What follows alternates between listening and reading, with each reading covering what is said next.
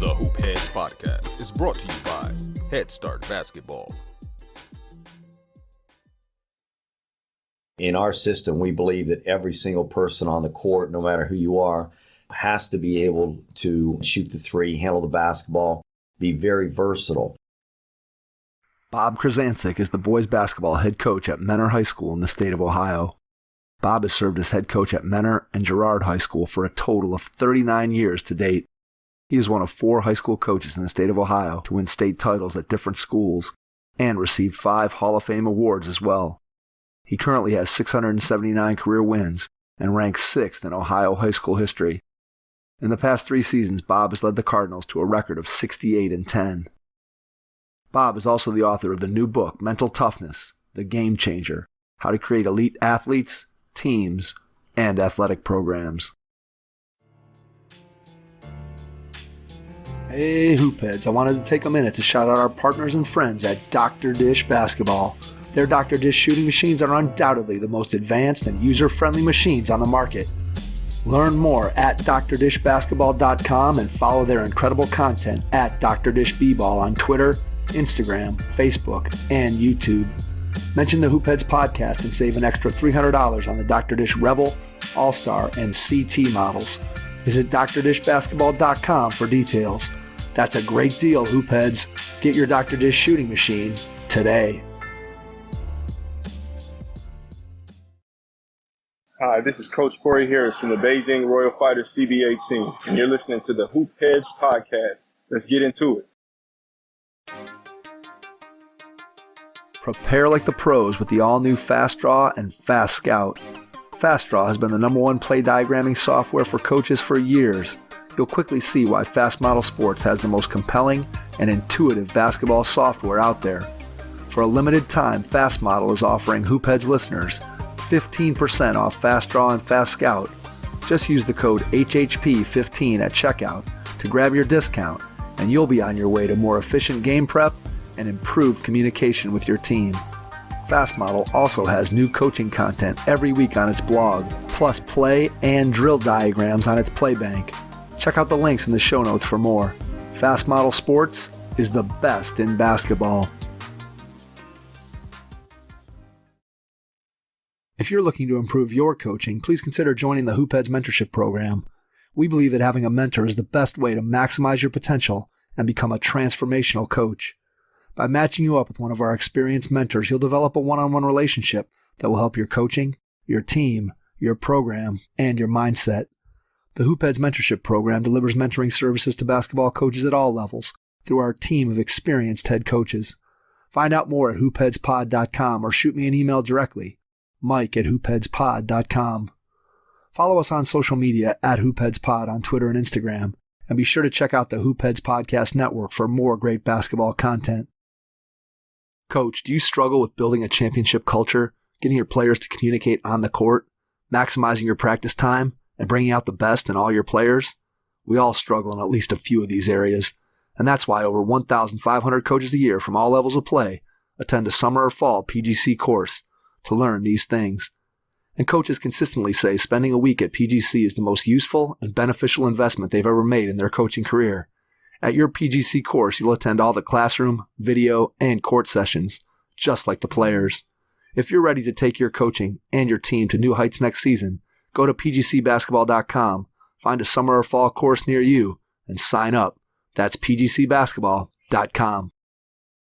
Get ready to take some notes as you listen to this episode with Bob Krizancic, boys basketball head coach at Mentor High School in Cleveland, Ohio.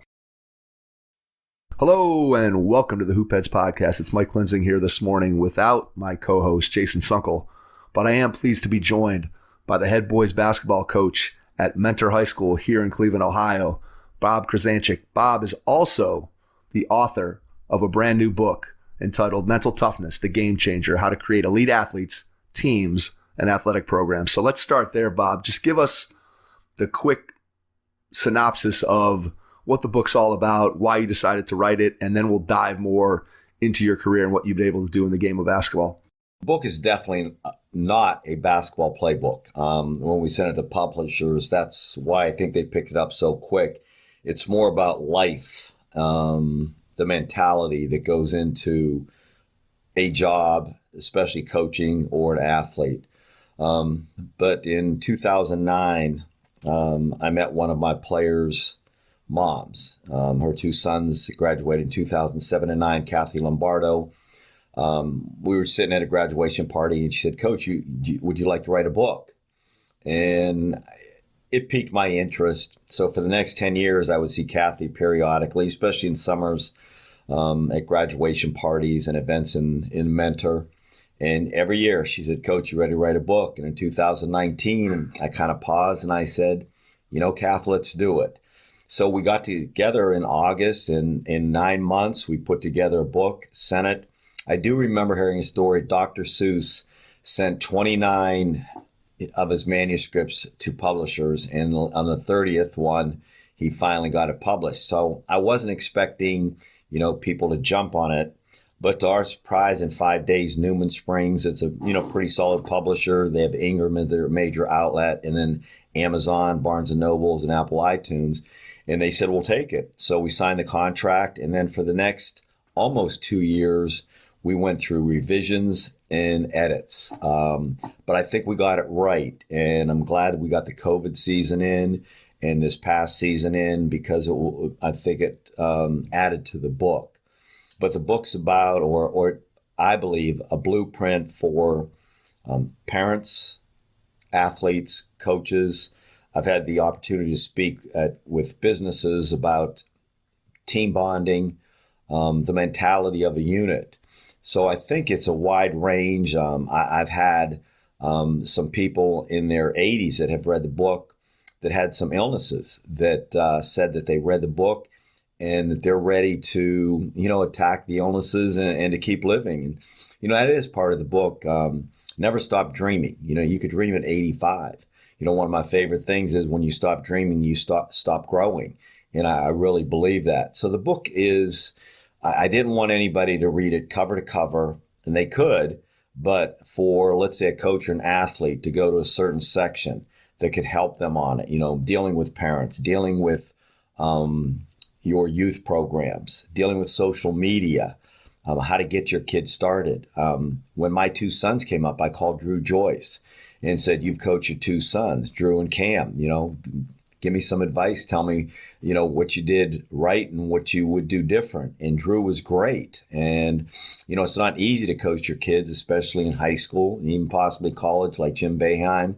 But there's a section of, coaching your son. And my two sons put little pieces in there that I thought were unbelievable. So I hope that gave you a little synopsis, and then hit me with questions.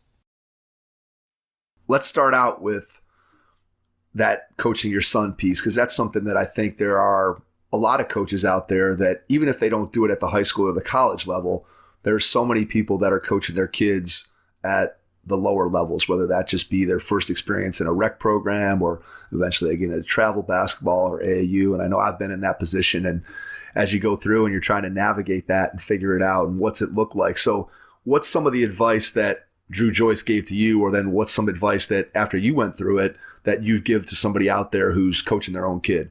First of all, I had the opportunity to be on the Josh and Maria Cribb show on Wednesday. And Maria asked me about that exact question because she said, our kid's in 7th grade and they're coming up. And she said, how was it? So I'll go at the end first. And I said it was 98% absolutely great. And there were 2% of the things that, were kind of frustrating, which you can imagine.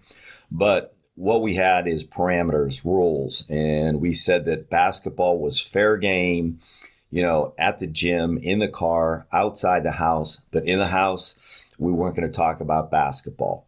And that was one thing that Drew and a couple other head coaches had told me. And I think that really, really worked well. So that was like a safe haven.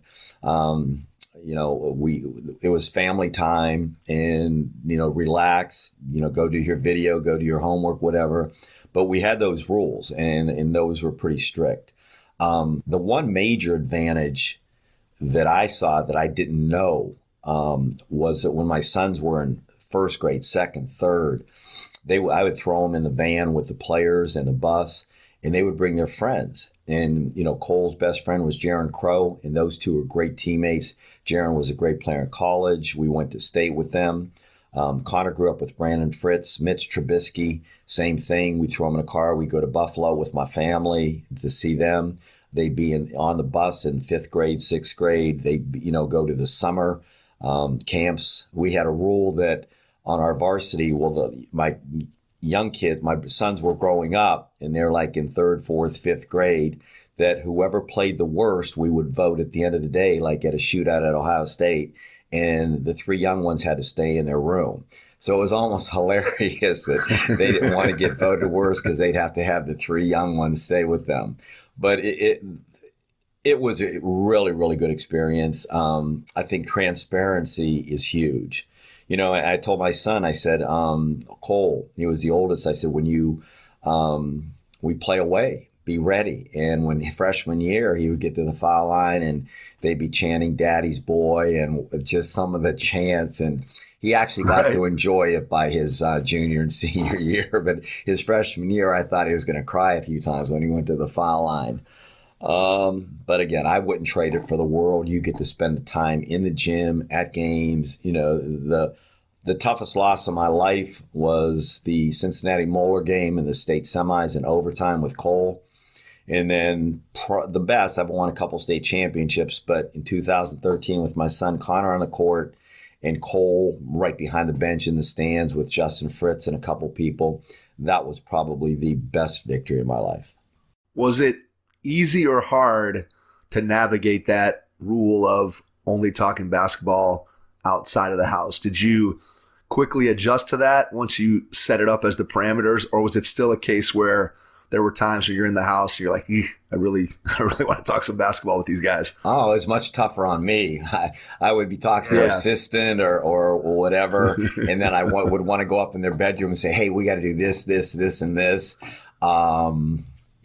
It was really, really tough. One of they were both named captains on the basketball team, but my youngest son played football, and him and Mitch were great friends, and they still are today. In fact, Connor just moved from L.A. to Florida within a half hour of Mitch because Mitch lives in Boca.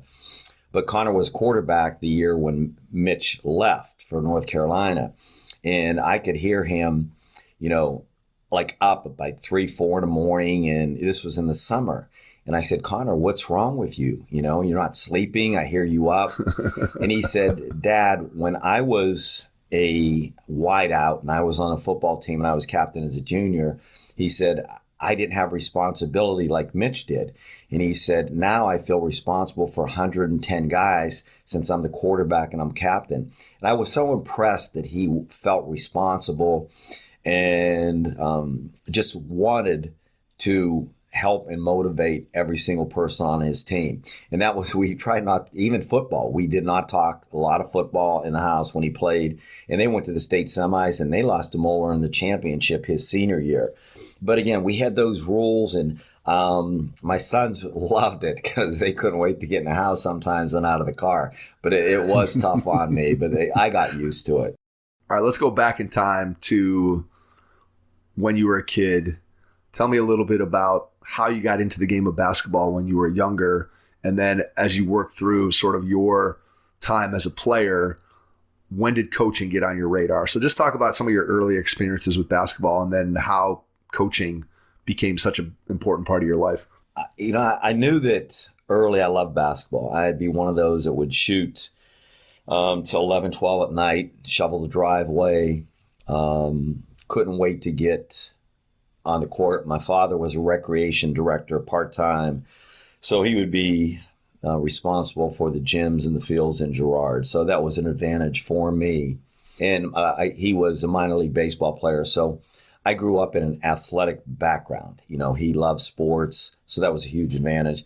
But in high school, I played baseball and basketball, and I kind of knew that basketball was the ticket because it was easier to get a scholarship, and I probably wasn't I was going to commute to a school versus if I got a scholarship. So I put a ton of time into basketball.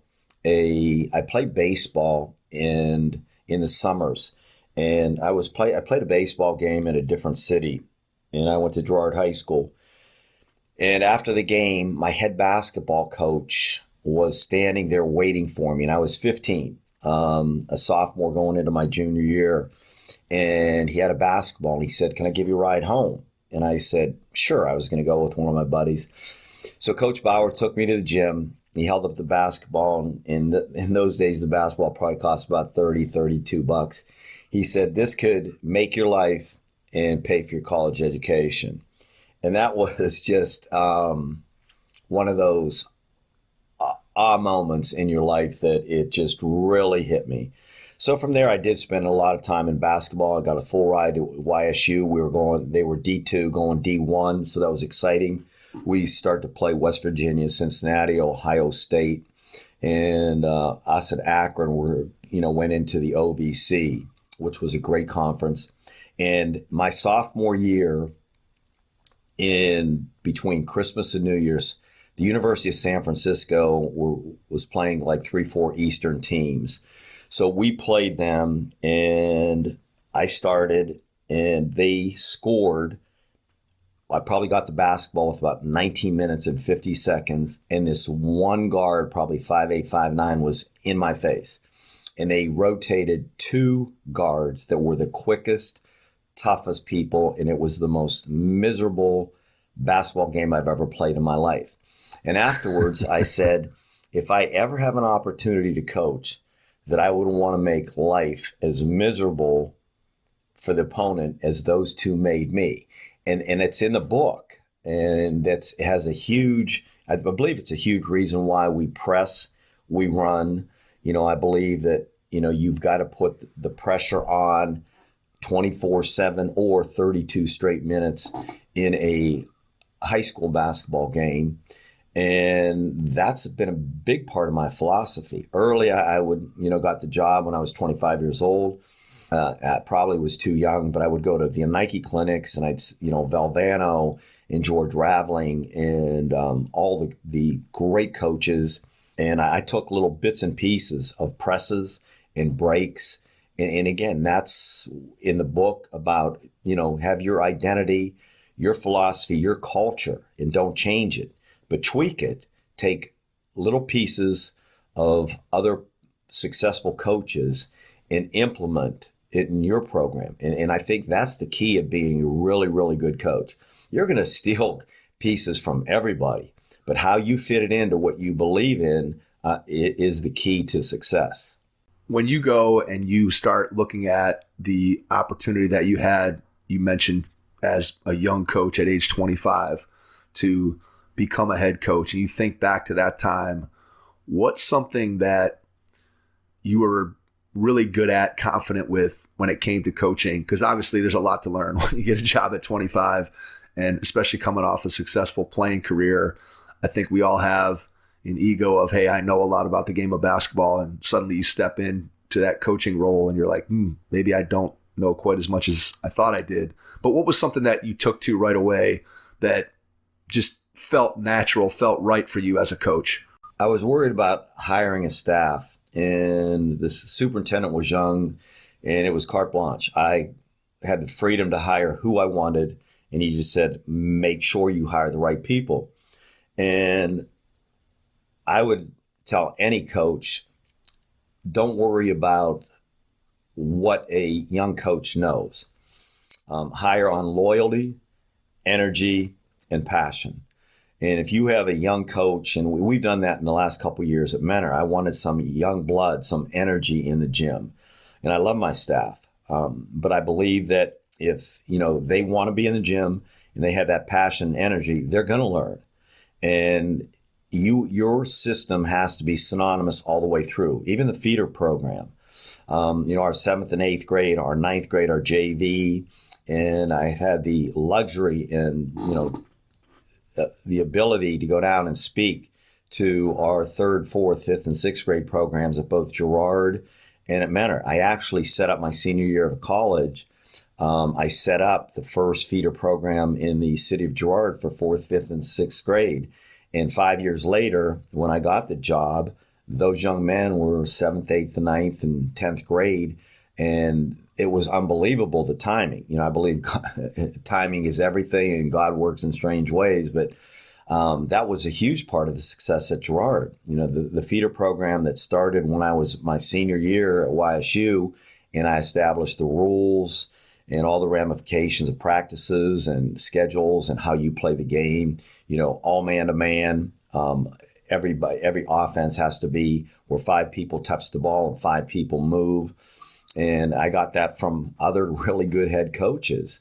But as a first year coach, go in with, you better have the most energy. When you walk in the gym, things better change, and they better change as far as effort, energy, mentality.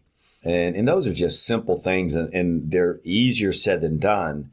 But if you could do those, I believe you're off to a great start. Do you think that you kind of came to that, I don't want to say naturally as if you didn't work at it, but do you think that that's something that you brought to the table sort of intuitively with your background, going through and thinking about your experiences with your dad, and then obviously you as a player getting to be a college player and just the experience that you had there? Do you think you came into it with sort of maybe intuitively knowing that, hey, these are the things that I've got to do? I thought I did, and I knew what I wanted to do. But the first year, and this is another thing, I got some unbelievable advice from a coach from Pennsylvania that had won 7 state titles, Coach McCluskey. And I said, Coach, can you give me just one little nugget, one piece? And he said, eliminate idiots. And I kind of knew what he meant. Or eliminate people that aren't in the same mentality and don't want to do what you want to do. So my very first year, I cut 10 out of 12 seniors, and I threw a junior off that was all league because he just didn't want to bust his butt. And the town had a paper, the Girard News, and they just ripped me. My very second date, I got hired on a Tuesday by the Board of Education, and it was a nice little celebration. And the next 2 nights, I met a couple of my buddies that wanted to start a booster club. I thought that was a huge part. You need a great booster club. And by day 4 of when I was hired, the word was Coach K is drinking his dinners. So, I learned so fast. I wanted to start a booster club. I wanted to have the people on the court. And I did what, kind of people told me to do. But I don't want to say it backfired, but I learned really, really quick. Stick to your guns and be very careful what you do on the outside. First year, we win 1 game. I had a 2-year contract, thank God. The second year, we were 1-5, and I'm doubting myself. Think about it. I'm 2-25 in my career. And I'm just saying, man. And we went on a 7-game winning streak, beat 2 top 10 teams in the state, and that really had never happened at Girard. And then we were off. And again, the one thing that I will give myself some kudos, I stuck to my guns and I didn't change what we believed in. And we just dug in and worked. I mean, we actually went to probably 2 days on Saturdays and Sundays. And the town bought in, the parents bought in, the players bought in. I had 2 booster clubs. And in year 13 at Girard, we won the state. We had beat a couple number 1 teams in the state. We had gone to regionals a number of times. So we were almost known as one of the better D2 teams in the state of Ohio. In the year we won it in 2000 or 1993, 221 was a cutoff for Division II. If you had 220 boys and you were Division III, 221, you were Division II. Girard that year, we had 221. So we won the state. You couldn't get anybody to move? Well, we didn't know it. It was afterwards. I would have. We would have done something. But I was stunned because I thought we had a good chance of being D3. And St. Joe's had won the state in D1 in 91, in D2 in 92, and had 5 D1 players that were just London Fletcher that went on to play NFL 15 years, Hocevar going to UNLV. They had just won a national championship. Ricardo Crumble going to DePaul University. Kwasniak, his son, who played in Army, had a great career there. I mean, just absolutely loaded players. Melvin Levitt went to Cincinnati and was drafted number 2 in the NBA. We beat them in the regional finals. So, to answer your question, again, if you're a coach, this is a great story. And if I'm going off the thing, you tell me. But a couple years ago, you're good. Stories are great. I met Josh Gordon in Florida, and he was just left the Browns in New England and picked him up. And a phenomenal young man, truthfully. I was really impressed. So we were talking. He called me coach, and which I said, Josh, call me Bob. You're an NFL player. He said, no. He said, coach. So we're just talking about philosophies a whole bit. And he said, quick into the conversation, he said, I got signed by New England. And he said, when I walked into their compound, he said, within 5 minutes, I knew exactly who they were, what their culture was, and what their identity was. So I was so impressed with that. And I went back to Mentor, and I met with our staff and our team. And I said, if somebody comes to our practice, somebody comes to our game, even in warm-ups, within a few minutes, I want them to know who we are, what the identity of Mentor basketball is. We press, we run, we try to, when we have a player in our program, the first thing we talk about is being elite.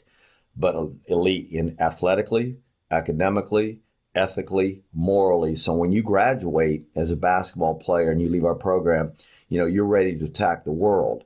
A great, probably 30-minute talk with Josh Gordon.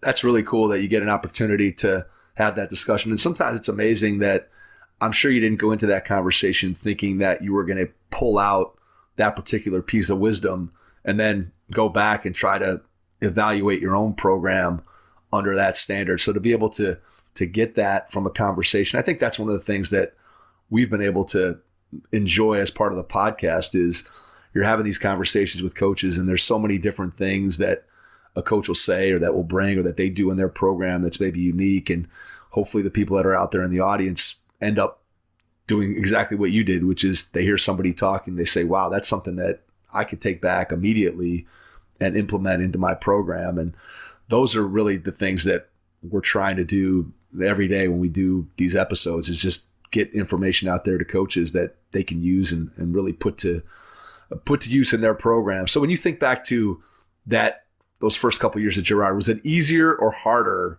you think, because of the fact that you went to school there? Do you think that made the job easier or harder on you looking back retrospectively? I think at the beginning it didn't matter. And then as in my 5th, 6th, 7th year, when some of the people I went to school with, some of the people I know, and now their sons are playing in the program. And that I saw, I don't want this to sound strange, but after 13 years and a lot of my classmates that still remained in Girard, and their sons now were starting to be sophomores, juniors, and coming up at the high school level, I think it was a good time to leave because that does present some problems. But while I was there, there are advantages. People. I started 2 booster programs. The people knew my background. There was transparency. They knew I had played high school basketball there, college basketball at YSU. So again, I would say, like coaching your sons, 90 to 95% really, really good coaching in your hometown. But there were some of those drawbacks. I'm going to go back into the previous question real quick because I think in life, when you talk about Josh Gordon, Jim Tressel was coach at YSU football. And I met him through some mutual friends. And after games, we would go to the MBR and, talk and play bocce. And he wrote an endorsement on the back of the book. Very, very thankful. Just a great person. But Coach Tressel, one of his football philosophies was he did not want to turn the ball over. He felt that he would win 95% of the football games if they had less turnovers than the opponent. And that was something that stuck in my mind. And I would go to basketball practices and just say, we cannot turn the ball over. We have to win the turnover battle. And in a lot of games, I'd put 5-3 ratio. If they get 20 we can out 12 or less. And then in some games be 5-2, if I thought so. But I'd always put that ratio, and we have to win the turnover battle. And I think when the smaller we got at Menor, the more we ran, we would get 90 possessions a game, which is huge for a high school team. And we averaged like 5 years in a row, less than 10 turnovers a game. And when you're playing our style, you really have to coach more in practice, and you let them go in the game, because in running press, you're not calling plays, you're not calling set plays, and you really have to trust your players. And that's one thing that a lot of coaches that have tried our system, they like the control a little bit more, and they're used to it. So I didn't mean to go back in a question. I think I answered the hometown question, and let's go to the next one. Your first impression is everything when applying for a new coaching job. A professional coaching portfolio is the tool that highlights your coaching achievements and philosophies, and most of all, helps separate you and your abilities from the other applicants. The Coaching Portfolio Guide is an instructional, membership-based website that helps you develop a personalized portfolio. Each section of the Portfolio Guide provides detailed instructions on how to organize your portfolio in a professional manner. The guide also provides sample documents for each section of your portfolio that you can copy, modify, and add to your personal portfolio. As a Hoopheads Pod listener, you can get your Coaching Portfolio Guide for just $25. Visit coachingportfolioguide.com/hoopheads to learn more. All right, so I want to build on the system that you run and that you play in Menor. Let's start out before we talk about how you implement that as a coach at the high school level, let's go back to your experience building a youth program, because I think one of the things when I look around at what makes a high school coach successful, and anybody can have one season or 2 seasons where you get a good group of talent coming through in a particular class. But when you talk about a program year in and year out that that they're going to be good because they've had players that come up through their youth program that have learned their style of play, that have learned their terminology. Just tell us a little bit about how you have it set up today in terms of how do you go through and teach your coaches at the middle school level your system? How do you go down to the youth level and make sure that when those kids are playing travel basketball, that they're getting the things that they're going to need to eventually become a part of your high school program? And then just talk about the visibility where those kids and those families get to know you, so that there's an aspirational aspect of them looking when they're in 5th, 6th grade and saying, man, I can't wait one day to be able to suit up and put on a Menor uniform and run out and go through layup lines and be a part of the program. So just kind of run us through how you take your style of play and the things that you do on the varsity level and implement them at the lower levels. Well, next week, Monday through Friday, we'll run a camp, grades 3 to 6. We'll probably get 90 to 95 players. We'll run 2 camps in the afternoon, grades 1 and 2, probably get 50 in the 1 and 2 and 40 to 50 in the older group. And, we talk about our philosophy, and the parents come in, and it's a great time to meet with the parents of the younger kids and talk our philosophy and what we believe in. And the people that run the youth programs will come in and talk probably 5 minutes and give out forms for the programs. And a lot of our middle school coaches will be coaching the camps, so they get a firsthand look at the kids coming in 7th, 8th, and 9th. So those are advantages right there. A lot of parents will call me and say, what would you recommend for my kid in 1st, 2nd, 3rd, 4th? He loves basketball. My best advice, and again, it's in the book, is youth coming up. Always play up. If your son or daughter is pretty good, always have them play up. When my sons were 1st grade, 2nd grade, I had them play either 1 year or 2 year up against bigger, better, stronger players. That is the quickest way. You could spend $50 on an hour on people that skill work and all that. And that's not bad. I don't want to degrade that. But the quickest way is playing against somebody that is bigger, better, and stronger than you. When I set up the youth program at Girard, it was, again, all man-to-man. I sent down the drills. The recreation department paid me to come in a couple nights in September and October before our season started at YSU, and just trying to, give them a good idea of how to run the drills. Offensively, the 5-man weave, open post, that 5 people are moving, cutting, backdoor. You're learning the basic fundamentals of the game. Pre-game, how to get your players, your team loose, and how to have them be fundamentally sound in passing the basketball, cutting, getting the 3-point shot now. And then in 7th and 8th grade, we talk to the coaches a lot. We'll have some of our varsity players possibly go down and work with the 7th or 8th grade team. I tell all the players in the 7th and 8th grade, if you want to ride the bus to an away game, if you want to come in our locker room at a home game, 2 to 3 at a time, get a good idea of what it's like to be a mentor basketball player. So you try to make as many situations relevant where they're not awestruck, or it's not a crazy situation when they're coming in as a freshman, or especially as a sophomore, junior. In the summer, when you're going from 8th to 9th grade, we have our freshmen play in JV or low varsity leagues. Our JVs play in low varsity leagues, or if they're really good, playing against really good varsity competition. So again, we're always playing up and trying to play against better competition. Our varsity team, when we go to a shootout, we're not going to go unless we get great competition. We're playing in a league with Pick Central, Akron St. V's, all the good schools in Cleveland. We try to travel. We've gone to Tom Izzo's camp. We've gone to Huggins Camp in West Virginia.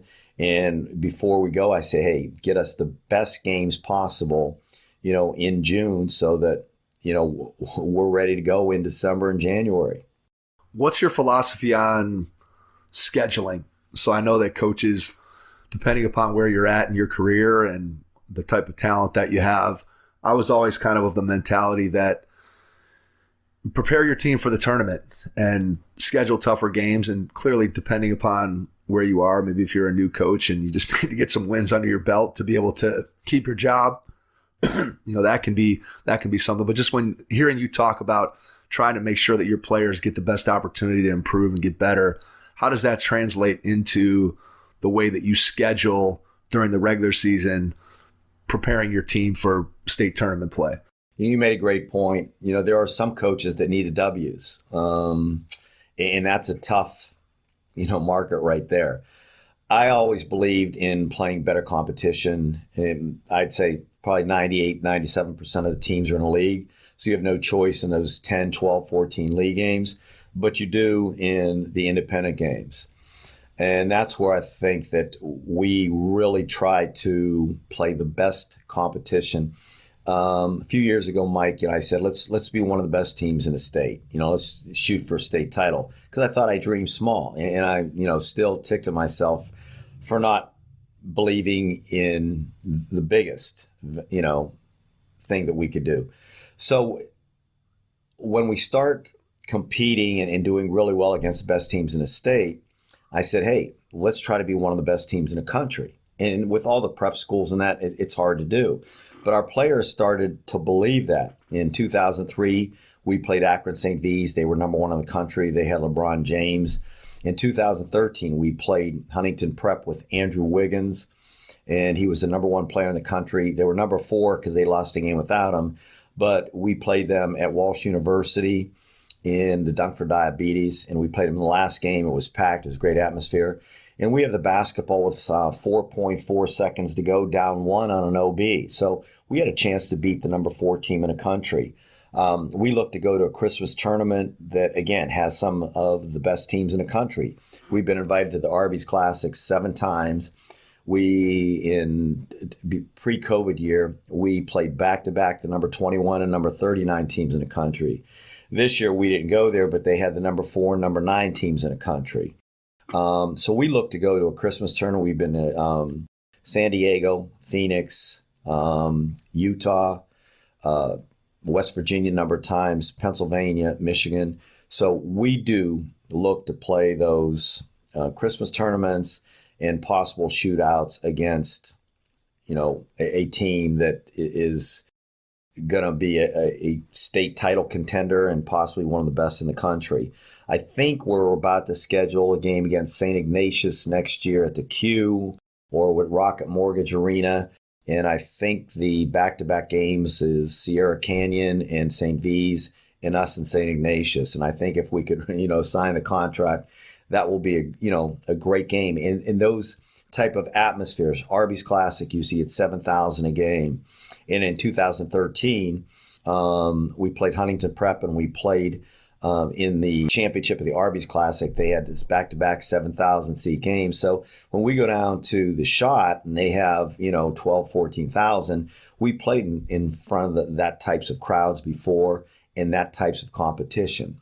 So I really believe every time that we've come back from a Christmas tournament that was loaded or a great showcase, I thought we were a better basketball team. To me, that makes so much sense to put your kids in a position where they can play against better competition. And I think you talked about it a little bit earlier when you were discussing just how you improved as a player and getting an opportunity to work against better players, older players. And the system that we have today in youth basketball growing up is far different than the one that you and I grew up in when you think about just playing pickup basketball or playing in the neighborhood. And kids today are playing AAU and doing all those things. But AAU has become really a big part of players' development. So as a high school coach, what's your philosophy in terms of working with AAU, trying to help your players to maximize the opportunity that they get from summer basketball? How have you handled sort of that transition from what it was like back when you first started coaching, where that system pretty much didn't exist, to kind of what we have today? How have you navigated that to make sure that your players are getting the best out of that system? And that's a great, great question, and especially in this day and age, because you need AAU for exposure, and we recognize that. I hate to say it, but I look at AAU as a necessary evil.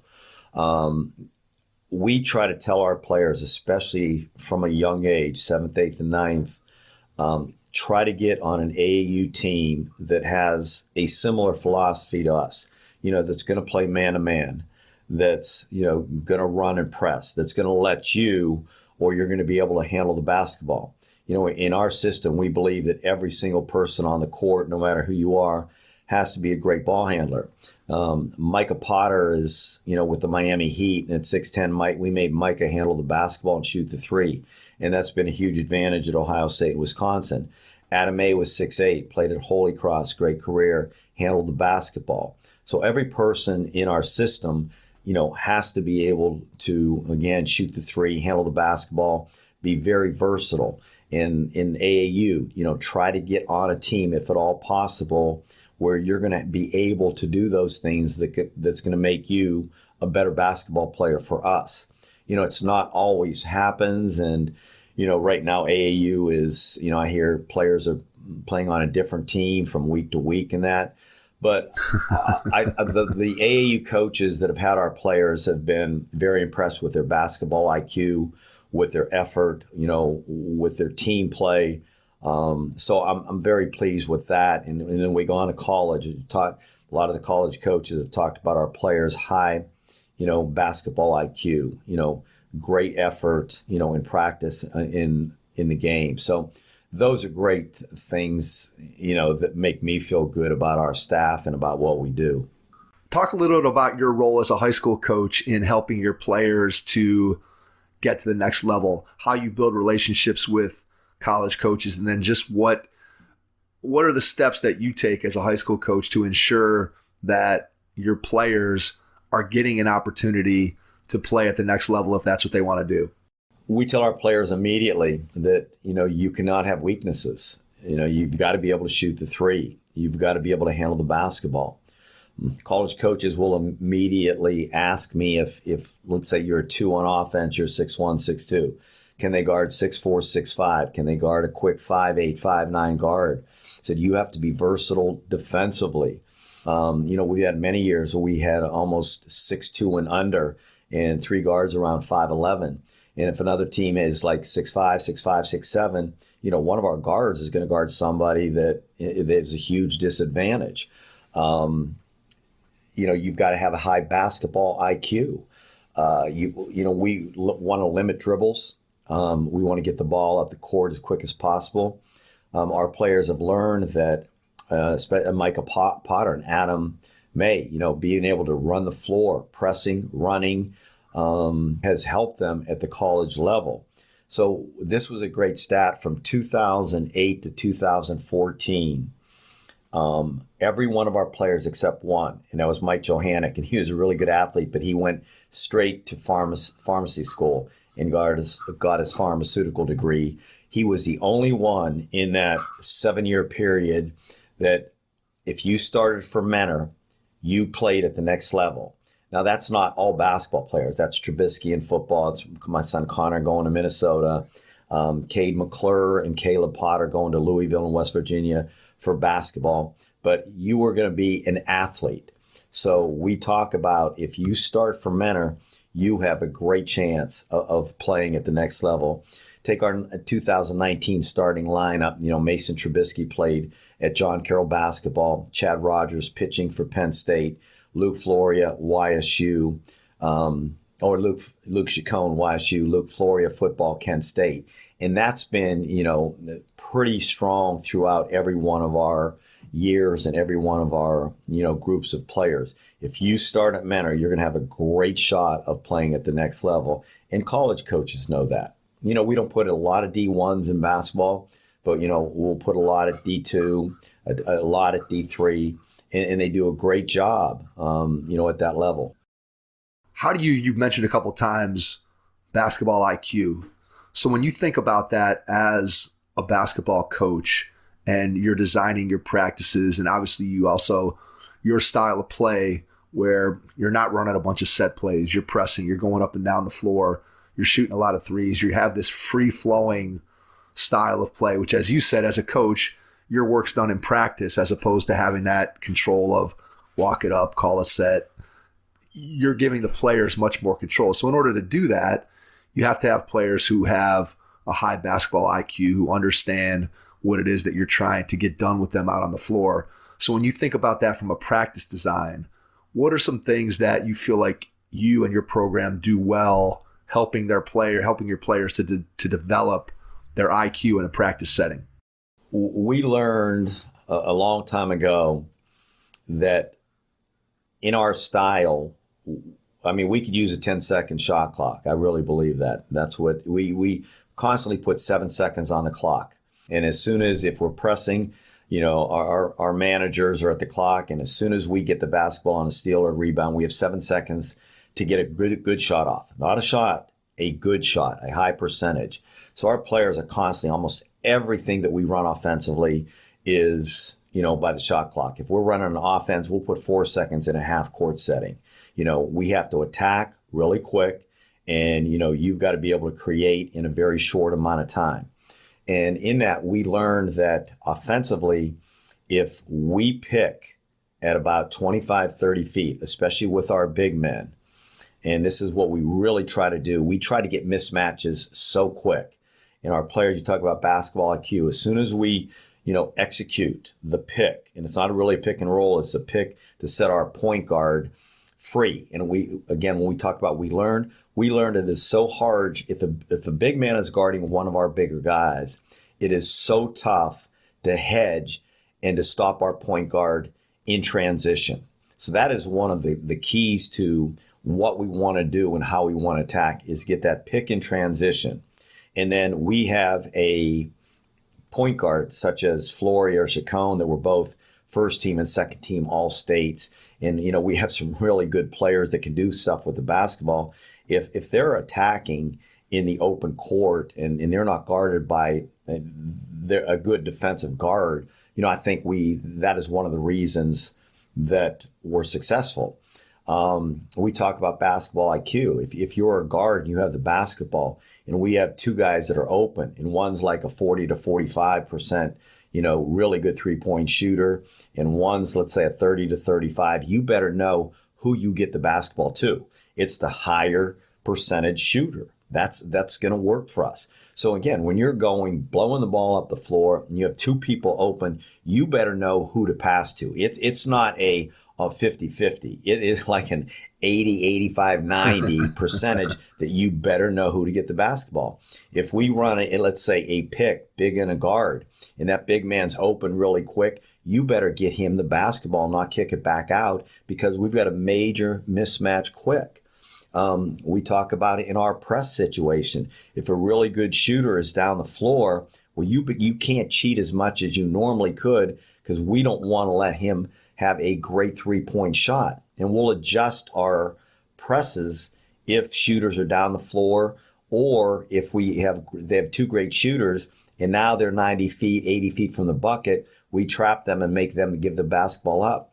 We give up a lot of great shots sometimes in our press.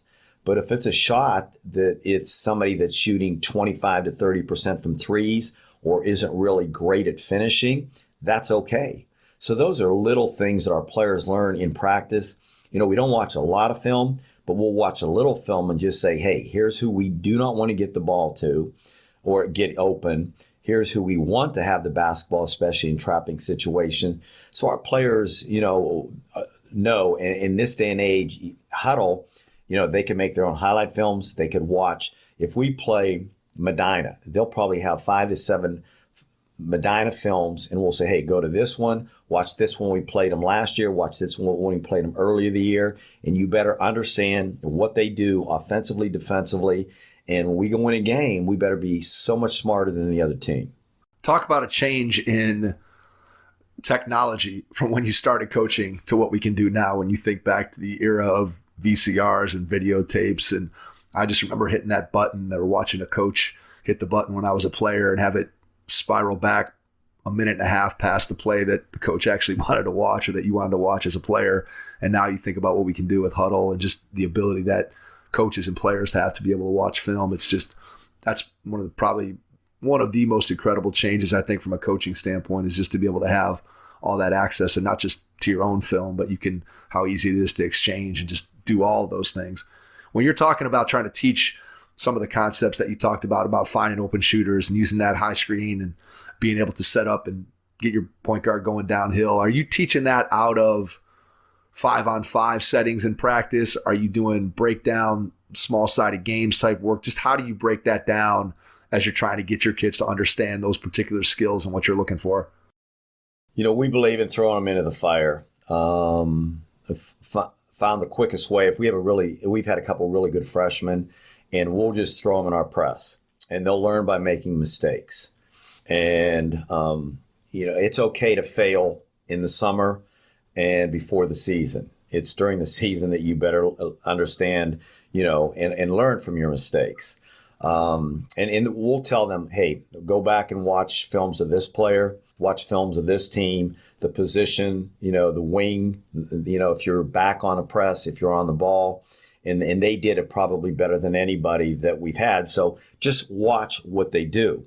Effort makes up for a lot of mistakes also. One of the best things opposing coaches have said to, myself and our staff is, you play through mistakes better than anybody I've seen. And that's huge. You can't, mope for a quarter of a second, a half a second. So that's a great teaching point when you talk about even basketball IQ, mentality. But technology is amazing. When we go into halftime, we have a couple coaches that, let's talk about threes, their percentage on the other team, who has them, the 5 guys that were on the floor that, did the best unit against this team. So technology is just absolutely amazing. I could go finish a game and we'll be talking our team, and I'll go to our assistants. Tomorrow, let's look at our defensive OBs because we gave up too many great looks. We'll look at our OBs because we didn't score enough. And, boom, we'll get the 12 to 14 right in a row. I said, let's look our press breakers against their 100 or their 25, and let's see what we could have done better. And the breakdown's amazing. At YSU, I was assistant coach at the Youngstown Pride, and we used their facilities. And after a football game, I was talking to their tech guy, and this was back in the early 90s, and he said, we get 14 tapes out for Coach Tressel, and they go to all the assistants right away. And that's basically what we do right now. We have a defensive coordinator, offensive coordinator. I give them, great freedom, but they better, do the job. But we better not turn the ball over. We better get great high percentage shots. And defensively, and I'm in on all that, but I believe in giving your assistants, great responsibility. We have a big man coach that just, worked with our big guys specifically. Luke Chacon, I make him come. He's back from college. Said, Luke, you're working with our guards all summer, just on your ball handling drills and all that. So we tried, not to miss a beat, and we get on the floor. We talked about, not having any weaknesses as players and as a team. But technology really, really helps us out. And it's amazing. I hate to see what it is in the future. I don't know how it could get better. Yeah, it's hard to imagine that the next iteration of what that's going to look like. I can't even imagine it. When you guys are in practice with you and your staff, how do you balance letting the practice flow versus identifying things that you want your players to correct or fix or go through and say, hey, here's a read that I think you missed, or here's a play where I think you should have done something differently. I know that's always something that coaches, I don't want to say struggle with, but they try to find that balance of you can't stop it on every little mistake and every little read that the player made incorrectly, but yet you still have to be coaching. So how do you think about that? How do you approach your, I guess, instructional time during practice? I very seldom like to stop play. We'll pull a player out that is making the mistakes or maybe doesn't understand and tell him to watch, and he'll be right near myself or a coach. And, then we'll throw him back in and see if he gets it. And if he doesn't, pull him out. I'll tell my assistants, don't stop it. Pull him out, send somebody in. But, we have to be in such great shape. And I believe that when we go into a game, if we aren't in much better shape, then we're not going to get those 2 runs a half because teams are going to be able to have the same energy level that we do. So in practice, we really try to just push them. And at the end, when they're dead tired, put 3-4 minutes down 10, that you really have to, get that second, third, fourth effort. And, mentality wise, when they see that they can do it, it really helps when they step on the floor. We'll address issues and problems at the beginning of a practice, do walk through that. But once we start, we just go full go. I believe in Eat That Frog. Have you ever read that book, Mike? Yes. The small one. It's big letters. It's a small book, but it's do the things that are most important and the toughest, like early in the day. So we do defensively. We do that at the beginning of every practice. Our presses. Defensively, it's almost like I believe that's the most strenuous, it's the toughest, it's the most important in our system, because the presses and defense dictates our offense and, our how many points we do score. So we really work on that and go right into the meat of our program really, really early. As I say, make sure that you warm up, and when you tell me you're ready to go, we're ready to press, run, and we're going full go. So our players understand it. We don't practice, I'd say 2 hours right on the nose. If we say 2:45, you better be there. I learned in the book, I put this, my very first year, I had a great player, just phenomenal captain. And it was a Friday night, probably the 3rd week in November. And it was Saturday, we didn't have a scrimmage. I said, we're going to practice 10 to 12 tomorrow. Be here ready to go. So he isn't there. And in those days, it's no cell phones, whatever. So at 11:50, he walks in the gym. And I said, where were you? We've been practicing. He said, Coach, you said 10 to 12 we were starting. So from that point on, I know 10 o'clock to 12 o'clock, 10:30. It was a great learning experience for me to be so specific and clear and transparent. And it wasn't his fault. I wanted to kill him, but it was just a great learning experience in my first year. That specific language is critical, right? And kids, they can be very literal. You learn that with players, and you certainly learn that with your own kids, that they will take you very literally if given that opportunity. How do you incorporate shooting into your practices? Do you guys do a lot of shooting within your practice setting, or is that something that you have an expectation, or there's been an expectation set that players are getting shots up during the season, before, after practice? Just how do you approach? Clearly, shooting is an important part of what you guys do. So you got the pressing that you're known for defensively, and then you're getting a lot of shots up. You want everybody on your team to be able to shoot threes. So how do you approach shooting as a coach during the season? Well, we really try to work on fundamentals form in the summer and in the off season. Very seldom we ever try to change, maybe tweak during the season, but we shoot at the end of practice, not for a long period of time. But my belief is you're much better off shooting when you're dead tired, because that's, and sprinting. You know, I like the gun, but you get the perfect pass from the gun and you're just standing there waiting for it. So I think it's good and fundamentally, but I prefer, when you're tired. We even have a bad passing drill where, they're moving, we're throwing the ball, right, left, lower, higher, because that's what the passes you're going to get a lot of times, during a game and in a season. So we try to work really when you're tired, and we shot chart, try to get the percentages, and so that we're always looking to improve. If you're shooting 100 shots after a practice, and, you're at 55, in 2 weeks, let's get you up to 60, 2 more weeks, 65% with nobody on you. We put up a drill. Nick Cochran, the very first season of the three, Nick was the leading 3-point shooter in the state. He would put a chair with a broom on the right wing and the left wing, and he would just dribble 2 dribbles right and left and try to shoot over the broom, which is like similar to a hand in the face. And I love that. We'll still use that. We'll use the big ball. I tell them that every high school and college team that used the big ball consistently improved their free throw and their 3-point shooting. We have about 7 big balls. They don't listen to me, but some of them, if their shot's really bad, I'll see them get out the big ball and I'll say, you're just trying to bust me, aren't you? But we do shoot a lot, I would say, on weekends and after practices. Luke Chacon was one of the best captains I've ever had. If we had a 2:45 to 5 practice, I'd say if we didn't play, Luke and about 2, 3, 4 guys would come in with an assistant coach, 8:30 to 9:30 or 9 to 10, and just shoot. Now there's a lot of camaraderie and BS at that time, but they're still getting off shots. And I even like the fact that they're bonding and they're building that relationships. That's one of the things when we talk about, like at the camp next week.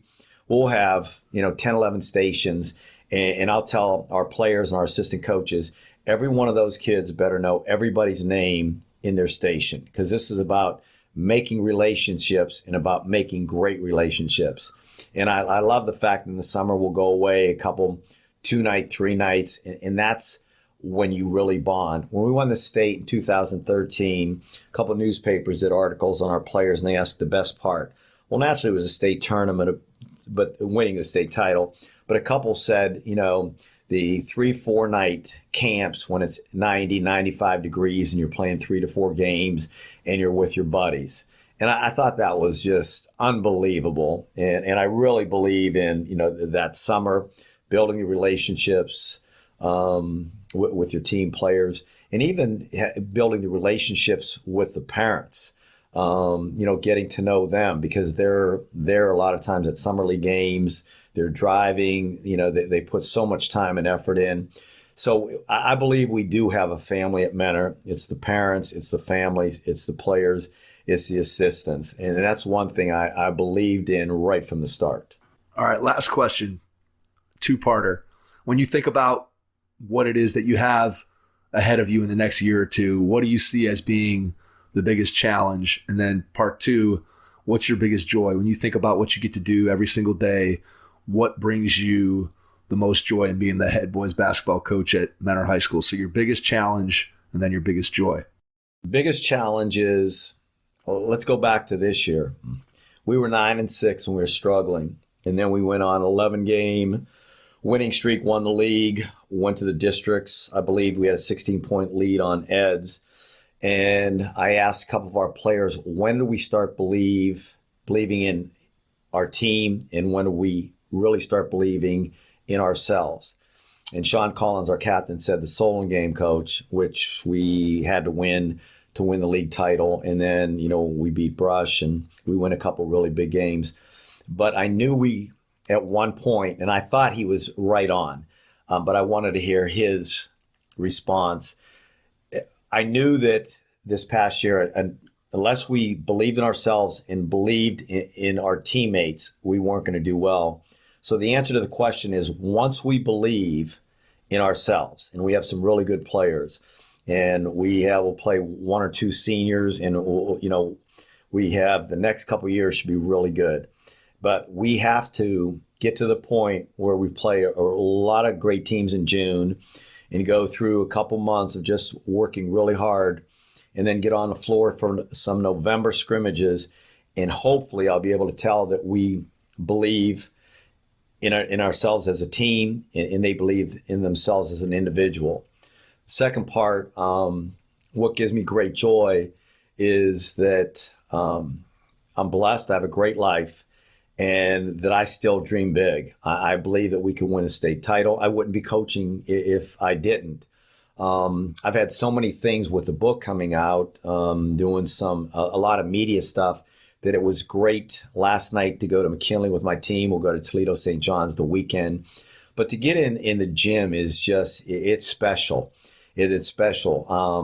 I talked on a couple of the podcasts about going to war, with your team. That's why you go to practice. That's why you do this stuff in the summer.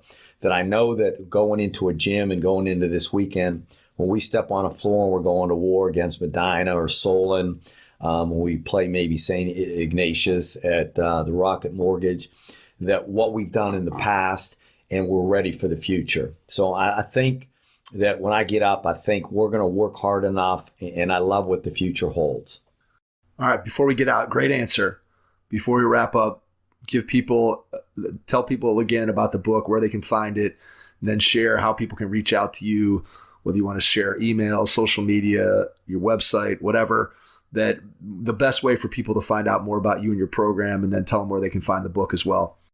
Okay, first I'm going to be transparent and make sure everybody understands, as far as technology in the United States, I'm at the bottom of the barrel. I have some great people, my son, my sister, and Kathy Lombardo, that take care of all that media stuff for me, which is phenomenal. The book is called Mental Toughness, The Game Changer. It's through Newman Springs, and the biggest outlets are Amazon, Barnes & Noble, Apple iTunes. A lot of smaller bookstores will carry it. I've done some book signings. We have one in Mentor on June 16th at Helicopter's Daughter, and I think Barnes & Nobles will do one. I have one in New York with Coach Tressel's ties, which would be really, really cool. But again, very blessed. The book would not have been written if it wasn't for Kathy Lombardo, because she asked me 10 straight years. My son Connor is the website business. He designed the cover. His business is, I think it's Good Wolf. Just phenomenal that what he's done. My son Cole helps me out. He played with the ABA, the Buckets. It's nice that he's close, and I have a place to go in Florida, my family in New York. So I didn't mean to ramble. I think I got all that in. I have a website. I think you could Google Bob Krizancic or Krizancic. My email is krizancic@mentorschools.org. I'm on Instagram, all the media outlets, and I don't even know my passwords. Thank God my family and Kathy does.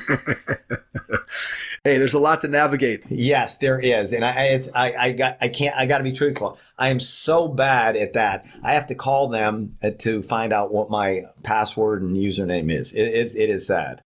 Well, you learn as you go along and you try to figure it out. And probably the best thing that any of us can do in areas where we are not experts is to delegate, right? That's what you do as a head basketball coach. You delegate and you give jobs to people who you know can do it better than what you can do. And so that's really what it's all about.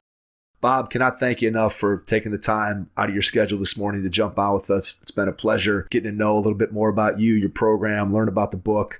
Can't wait to read it. And to everyone out there, thanks for listening, and we will catch you on our next episode. Thanks. Thanks for listening to the Hoop Heads podcast, presented by Head Start Basketball.